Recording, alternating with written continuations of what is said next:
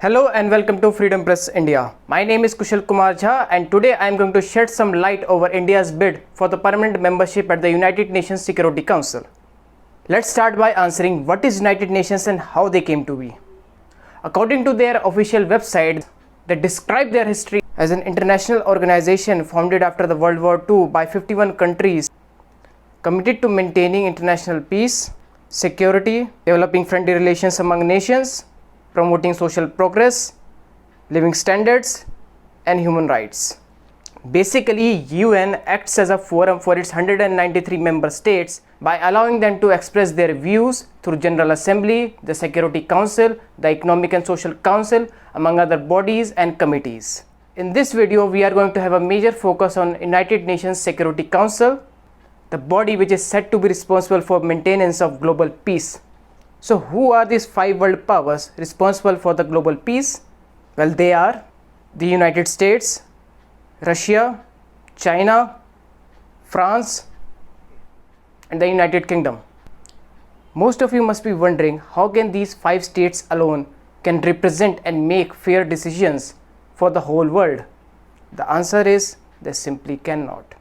Let's just go further deep and see the situation of 1945 when UN was formed. In 1945, the five permanent members of the United Nations Security Council were the Republic of China, the Provisional Government of French Republic, the United States, the United Kingdom, and the Soviet Union or the USSR. While most of you must be aware of the fall of the Soviet Union, after which their seat was given to the Russia, we should also discuss how Republic of China's seat was given to Communist People's Republic of China. Now this is where much popularized Nehru giving away permanent membership to China story arises. But let's save that for another video some other time. Let's discuss India's perspective. At that point of time in 1945 when UN was formed, India as a nation from the Western perspective was nowhere on earth, just like other oppressed colonies in Africa, Asia and other parts of the world. But what about now? 75 years forward, India is a full-fledged democratic nation which is home to approximately 1.3 billion plus people, which almost amounts to a whopping 17.7% of the world population. So why isn't India a permanent member of the United Nations Security Council yet? Well, that's a question that so-called superpowers of the world needs to answer. The call for reform of the UNSC is not new. India along with Brazil, Germany and Japan have time and again voiced their concerns and called for reforms which still looks like a distant dream because of China, which has a veto power and doesn't wish to see any other Asian nation rise in power. Over 10 years ago, in 2010, Barack Obama became the first US president to publicly endorse in front of India's parliament that he looked forward to the day when India would become a permanent member of a reformed United Nations Security Council. The United States and India can partner for global security, especially as India serves on the Security Council over the next 2 years. And that is why I can say today, in the years ahead, I look forward to a reformed United Nations Security Council that includes India as a permanent member.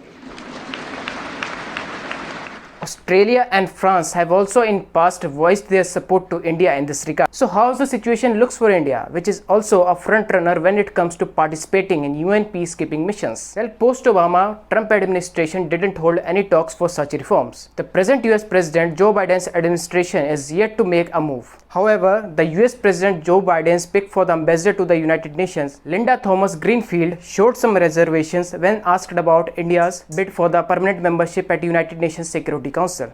Senator Jeff Merkley from Oregon asked, "Do you think India, Germany, Japan should be permanent members of the United Nations Security Council?" Linda replied by saying, "I think there has been some discussions about them being members of the Security Council and there are some strong arguments for that. But I also know that there are others who disagree within their region that they should be representative of their region.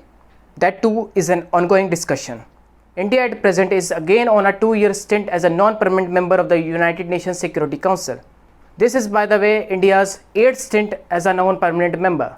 In July 2021, Maldives Foreign Minister and President-elect of the United Nations General Assembly, Abdullah Shahid, supported India's bid for a seat at United Nations Security Council as a permanent member. In August 2021, India will have the presidentship of United Nations Security Council. At the end, I would like to add that India's rise in global geopolitics cannot be undermined by any international body whatsoever. UNSC's effectiveness and working has remained questionable considering they choose to neglect human rights situations in their own home turfs, let alone on foreign soil. I think they shouldn't deprive a major section of the world population from fair and equal representation. The time is ripe for much awaited reforms. All 5 permanent members of the United Nations Security Council should come forward and unanimously reconstitute the UNSC organ of the United Nations. Before I end this video, I urge every one of you to like, subscribe, follow and share this video among your friends and family. That's it for now. Thanks for watching.